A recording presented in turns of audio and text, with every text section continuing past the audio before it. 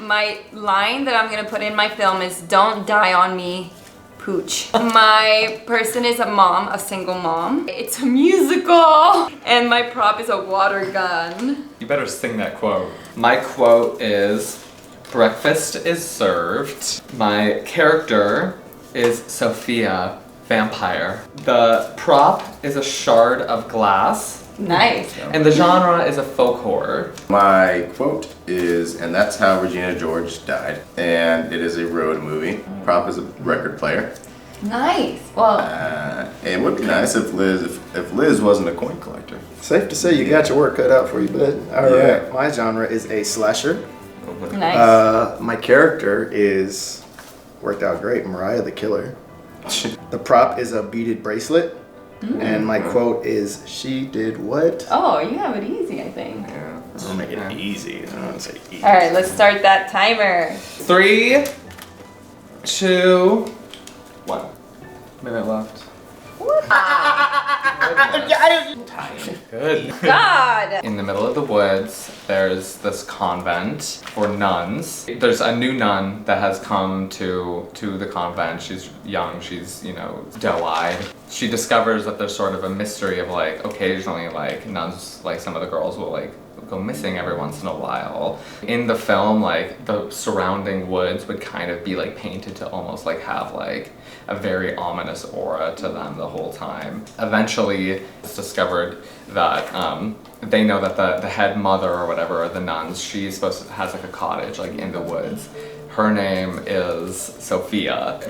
Whenever she comes to the convent, she rarely makes an appearance, but sometimes she'll like ask one of the girls to like accompany her back to her cottage. Eventually, like where this film would end up going is like Martha would be asked, and then like Martha's the new girl, by the way. She tries to escape because she thinks it's creepy, and she gets cut with a shard of glass because she tries to break through the window because all the doors are locked. That prevents her from going any further. Sophia stops her and then is like, breakfast is served. And she digs her teeth into her neck. You can call that none of your business. Nonetheless, Liz is traveling with her best friend to pick up a rare 1910 coin of sorts. But they are road tripping, and she has a record player to trade for this coin. Her best friend is also a Mean Girls fan. When they get there, the old lady welcomes them and says, "Come right in," and trips and falls and dies on the record player. But to break the tension of that horrible ending, her friend obviously says that's how Regina George died. Did they ever get the coin? Yes. Well, they will have to figure out how to now tell this to the authorities. Okay. Yeah. Do they try to cover it up, do you think, or do they? I think it'll become like a Thelma and Louise. Yeah. Yeah, like it looks almost like it's a murder. Or maybe her grandson's downstairs, comes down and is like, "What have you two done?" And they're like, no. And so they have to like leave. Yeah, and before that, he overheard Yeah. the old lady say, "Oh, the record player is not enough for this coin." in a town which has not been named yet, there is a string of murders that have been going on, mostly teachers. The police have no idea who's doing it, but the killer is Mariah, one of the 7th grade students. Mariah is normally an A student, but she has a darkness inside of her. Obsessed with serial killers, where she wants to be one, she wants to be on Netflix, she wants her own series. So for her, she has to leave behind an MO, and for them to know that it's all in her. So she leaves behind these bracelets. Because she's an A student, no one would ever expect it to be her. The beaded bracelets say she did what? Nice. Mariah the Killer. Mariah the Killer. It's like I forgot what everybody else got, so as he's explaining it, I'm like, what was your problem? Right, same. What's happening? Coming back. All right, my musical. We start out with a woman crying to her dying baby. A song called "Don't Die on Me, Pooch." Sing it. No. Sing. Don't die on me, Pooch. Okay. Gorgeous. She's in the streets of New York, and her only child is dying from being cold and starvation.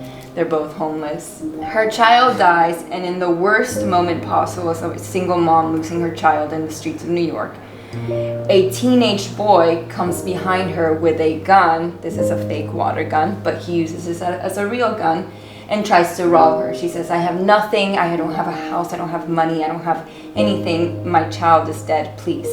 That's another song. But he's not having it, he's a horrible little teenager and takes whatever she has left, maybe a necklace that was like her mom's at one point. And all of this is being seen by a rich man in the back of a cab. He gets out of the cab, stops the kid, punches him in the face, and gets the necklace back to her. And they meet, they become friends, and he kind of takes her in. It's like a Pretty Woman story where he like teaches her how to be. Right. Big mistake. Big. Huge. Now she's an established woman, whatever, she's, you know, rich, actually fell in love with her person, goes back to the streets and finds the kid with the water gun and kind of gives him a chance, like, hey, do you remember me? I would like to give you a chance to go to school if you come with me, and like puts him in middle school or something where he meets Mariah and ends up dead. Wow. With racism. That's the sequel though. 6, 7, 8, 9, 10. Oh. Kyle! Why did I do My first